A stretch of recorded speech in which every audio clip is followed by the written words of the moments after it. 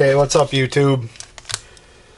The first and second parts of this video series showed you how to pour lead and then powder paint. And now this third part is going to be how to finish your jig. I'm going to hand tie these. So, you see I got my skirt material, my jigs. They don't have weed guards in them yet.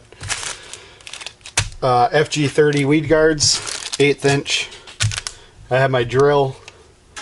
Little tip to you, 1/8 inch is the same size as a Dremel. Dremel's a lot easier to use than a drill on these, but I don't have my Dremel here. So, but what you do basically is you just take the weed guard hole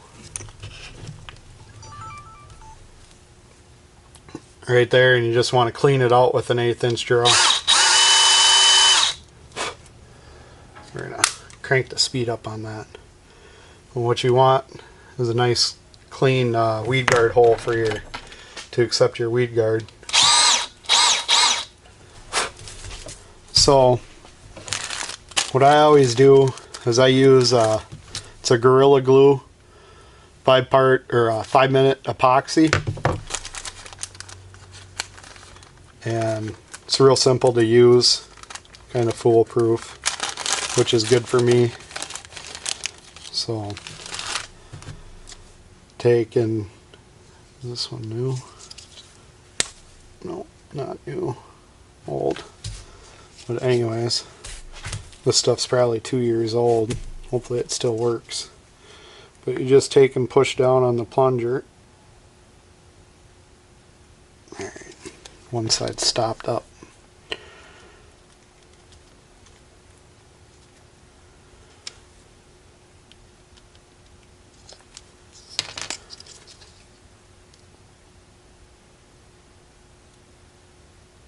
You want to make sure you get equal parts of each.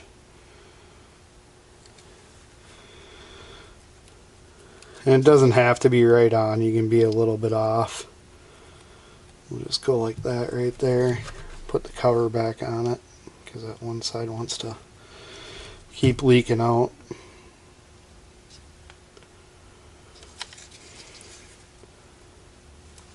When you store these, I always try and store them tip up.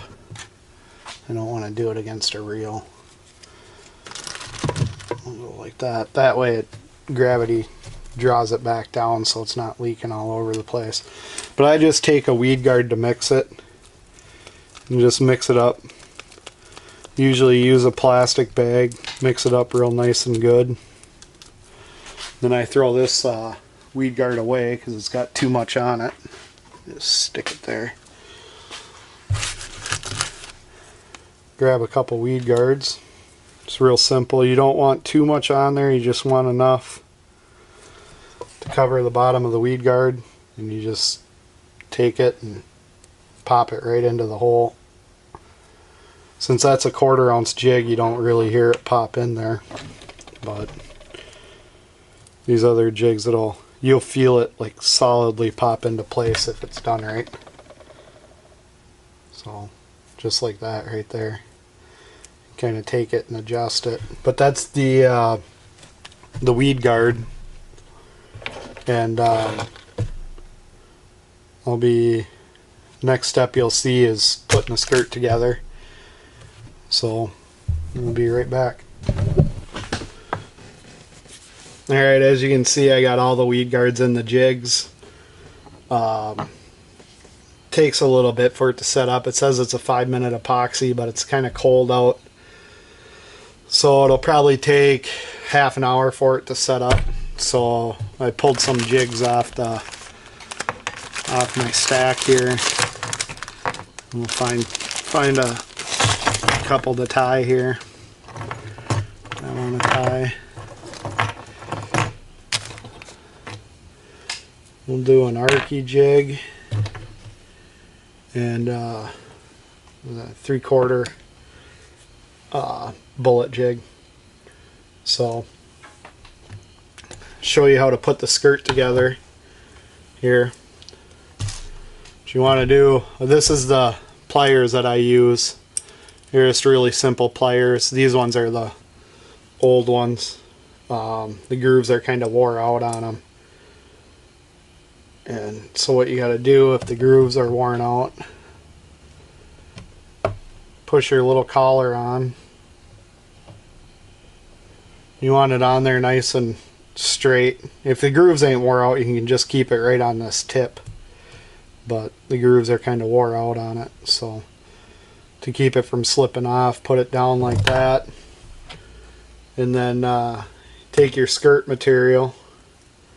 I like to use 3 tabs on almost all my jigs for a nice full jig. Sometimes 4, sometimes 3.5, but we'll keep it simple and just do 3 on this one. Another little tip here, if you look at the way skirts are cut, usually there's on the top of the tab there's a thicker part that's uncut, and then on the bottom it'll be a little bit thinner. I always try and take the thicker part when I'm putting them together because it gives you they're a little bit stronger. But you just take this and spread it open, and then taking all 3 tabs lined up together and just slide it in there. Then since I'm tying, I'm only going to pull probably about 1.5 inches or so out. Trim those off.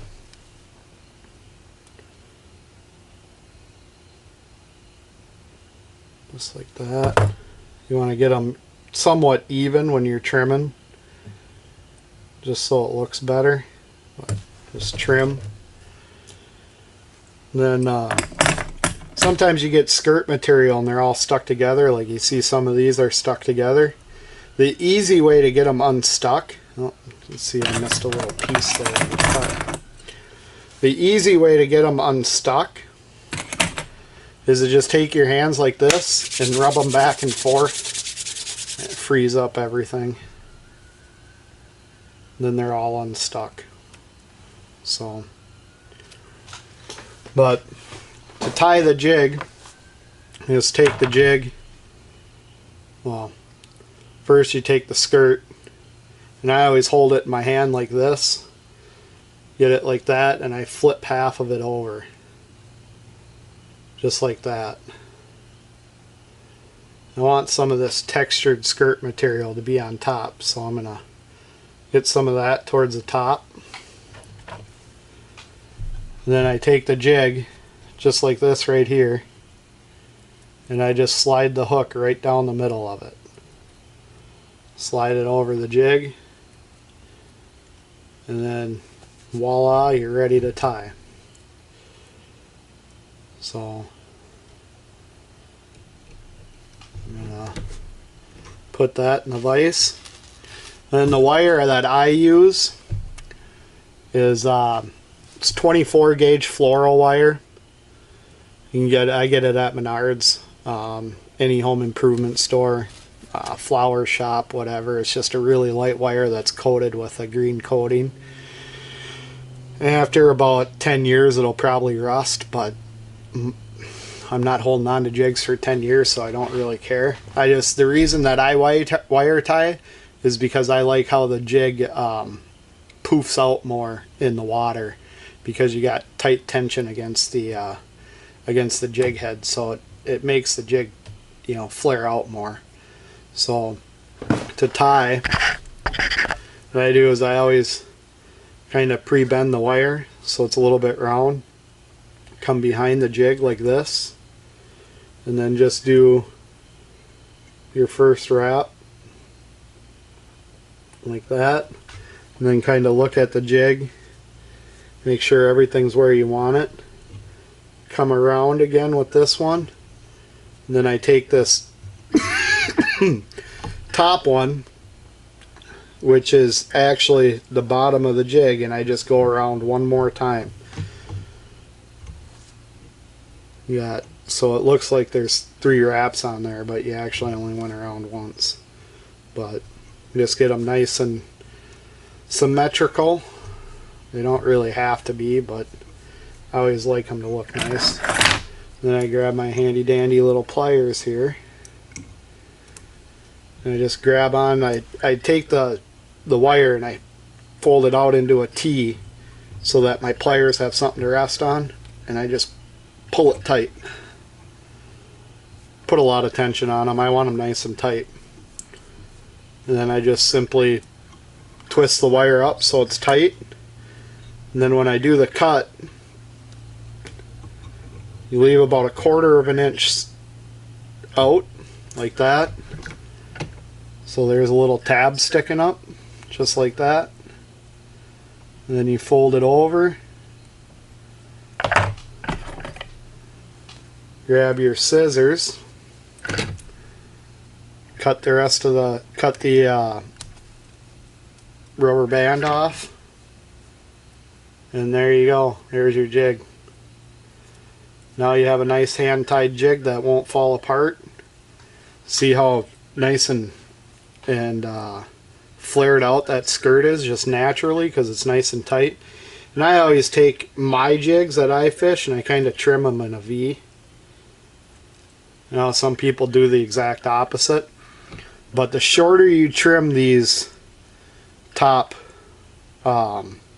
strands, the more they're going to flare because there's less gravity holding them down. So if you want, you can try and get all your tabs, your tops down.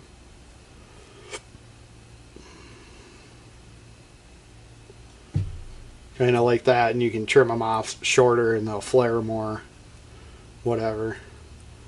But that would be the finished product right there. That's a 1/4 ounce Arky.